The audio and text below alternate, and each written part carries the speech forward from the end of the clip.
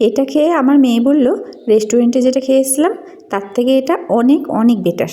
নমস্কার বন্ধুরা, হেসেল বনলক্ষ্মীতে আপনাদের সকলকে স্বাগত। আজ আমি আপনাদের কাছে শেয়ার করছি পাস্তা রেসিপি। আর এই পাস্তা তৈরি করেছি সম্পূর্ণ এক নতুন স্টাইলে, যেটা খেতে হয়েছিল রেস্টুরেন্টের থেকেও ভালো। একবার অন্তত এইভাবে না বানালে আপনারা বুঝতেই পারবেন না যে এটার স্বাদ কতটা সুন্দর হয়। পাস্তা তো অনেক খেয়েছেন, কিন্তু আমি আজকে যেভাবে বানাচ্ছি এইভাবে একবার অন্তত বানিয়ে দেখতে পারেন। আশা করি আপনাদের সকলের ভালো লাগবে। আর এইভাবে পাস্তা বানালে বাচ্চা থেকে বড় সবার পছন্দ হবে। আর এতটাই ভালো লাগবে যে যতবার মুখে তুলবে ততবারই নাম করবে আর আবার বানাতে বলবে। তাহলে আসুন শুরু করা যাক রেসিপিটা। পাস্তা বানানোর জন্য এখানে জল গরম করতে দিয়েছি, আর জলটা গরম হয়ে যাওয়ার পর তাতে 1 চামচ মতো সাদা তেল দিয়ে দিলাম, আর তার মধ্যে দিয়ে দিচ্ছি 1 বাটি পরিমাণ পাস্তা। পাস্তাটা দেওয়ার পর একবার নেড়ে দিতে হবে, কারণ একবার নেড়ে না দিলে পাস্তা অনেক সময় তলায় বসে যায়। 10 মিনিট আগে দুটো বড় সাইজের বোনলেস চিকেন ভালো করে ধুয়ে নিয়ে এরকম সরু সরু লম্বা লম্বা করে কেটে নিয়েছিলাম, আর তাকে ম্যারিনেট করে রেখেছিলাম 1 চামচ সাদা তেল, পরিমাণ মতো লবণ, সামান্য গোলমরিচ গুঁড়ো আর 1/2 চামচ রসুন বাটা দিয়ে খুব ভালো করে মাখিয়ে নেওয়ার পর এটাকে 10 মিনিটের জন্য ঢাকা দিয়ে রেখে দিয়েছিলাম। এখন যতক্ষণে গ্যাসের একদিকে পাস্তা সেদ্ধ হচ্ছে ততক্ষণে ম্যারিনেট করা চিকেনগুলো ভেজে নেওয়া যাক। কড়াই অল্প সাদা তেল গরম করে চিকেনের পিসগুলো দিয়ে দিলাম, আর উল্টে পাল্টে চিকেনের পিসগুলো ভালো করে ভেজে নিতে হবে। যেহেতু সরু সরু করে চিকেনগুলো কাটা আছে, খুব তাড়াতাড়ি চিকেনগুলো নরম হয়ে যাচ্ছে, বেশিক্ষণ সময় লাগছে না চিকেনগুলো ভেজে নিতে। পাস্তার মতো লম্বা লম্বা সরু সরু করে চিকেনগুলো যদি কেটে নেওয়া হয় তাহলে তাড়াতাড়ি ভাজা হয়ে যায় আর দেখতেও ভালো লাগে। তাই এইভাবেই চিকেনগুলো কেটে নিয়েছি। আপনারা তবে আপনাদের মনের মতন করে কেটে নিতে পারেন। চিকেনটা এখন নরম হয়ে গেছে, ভালোভাবে ভাজা হয়ে গেছে। এটা তেল থেকে তুলে নিচ্ছি, বাকি তেলে বাকি চিকেনটাও ভেজে তুলছি। গ্যাসের অন্যদিকে পাস্তাটা বসানো আছে। চিকেন ভাজতে ভাজতেই দেখুন পাস্তাটাও সেদ্ধ হয়ে গেছে। পাস্তাটা যদি গরম জলে পড়ে থাকে তাহলে কিন্তু পাস্তাটা বেশি নরম হয়ে যাবে, তাই পাস্তাটা জল ছেঁকে তুলে নিতে হবে। সমস্ত পাস্তাটাই আমি জল ছেঁকে তুলে নিলাম। অন্যদিকে চিকেনগুলো ভেজে তুলে নেওয়ার পর ওই তেলে দিচ্ছি একটা বড় সাইজের পেঁয়াজ আর একটা ছোট সাইজের ক্যাপসিকাম। পেঁয়াজ আর ক্যাপসিকামটা লম্বা লম্বা করে কেটে নিয়েছি। এখন লবণ দিয়ে এটাকে ভেজে নিচ্ছি। খুব বেশি ভাজলে ভালো লাগবে না, তাই অল্প করে ভেজে এটাকে তুলে নিতে হবে। তাই এটা ভাজতেও বেশিক্ষণ সময় লাগবে না। দেখুন বন্ধুরা, এই ক্যাপসিকাম এবং পেঁয়াজ ভাজা হয়ে গেল। এটা এখন তেল ছেঁকে তুলে নিচ্ছি।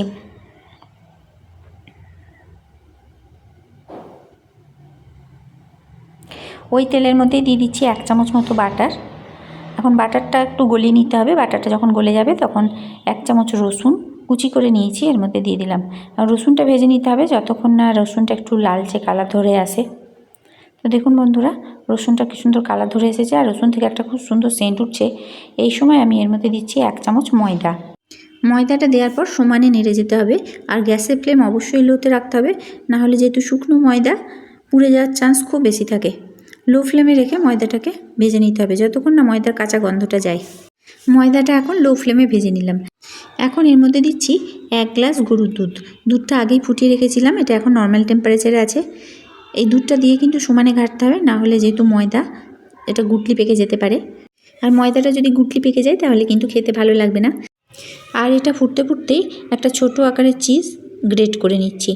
দেখুন এটা ফুটতে শুরু করেছে, আর দুধটা এখন কতটা পরিমাণ পুরু হয়ে গেছে। এখন এর মধ্যে দিচ্ছি পরিমাণ মতো লবণ। লবণ দিয়ে খুব ভালো করে এটা মিশিয়ে নিতে হবে। লবণ দেওয়ার পর এর মধ্যে দিয়ে দিচ্ছি সেদ্ধ করে জল ছেঁকে রাখা পাস্তা। পাস্তাটা এখন খুব ভালোভাবে মিশিয়ে নিতে হবে যাতে সমস্ত লবণ পাস্তার মধ্যেও ঢুকে যায়। গ্যাসের ফ্লেমটা এই সময় বাড়িয়ে দিতে হবে। ভালো করে মিশিয়ে নেওয়ার পর যে পেঁয়াজ আর ক্যাপসিকামটা ভেজে রেখেছিলাম সেটাও এর মধ্যে দিয়ে দিলাম। আবারও খুব ভালোভাবে মিশিয়ে নিচ্ছি। খুব ভালোভাবে মিশিয়ে নেওয়ার পর ভেজে রাখা চিকেনগুলো এর মধ্যে দিয়ে দিতে হবে। তারপরে আবার খুব ভালোভাবে মিশিয়ে নিতে হবে। এখন এর মধ্যে দিচ্ছি চিলি ফ্লেক্স। একটা শুকনো লঙ্কা বীজ বাদ দিয়ে কাঁচি দিয়ে কুচি কুচি করে কেটে এর মধ্যে মিশিয়ে দিলাম।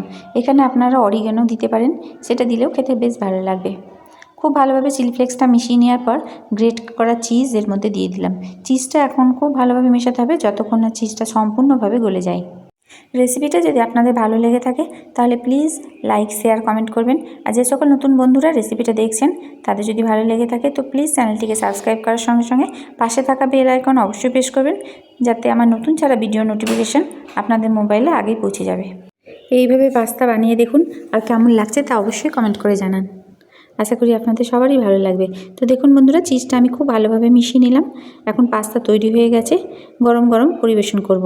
পাস্তাটা দেখুন কতটা দেখতে লোভনীয় লাগছে, খেতে তো আরও ভালো লাগে। পাস্তাটা তৈরি হয়ে গেল, এখন গ্যাস বন্ধ করে দিলাম। সমস্ত রেসিপিটি দেখার জন্য হেসেল বনলক্ষ্মীর তরফ থেকে অসংখ্য ধন্যবাদ।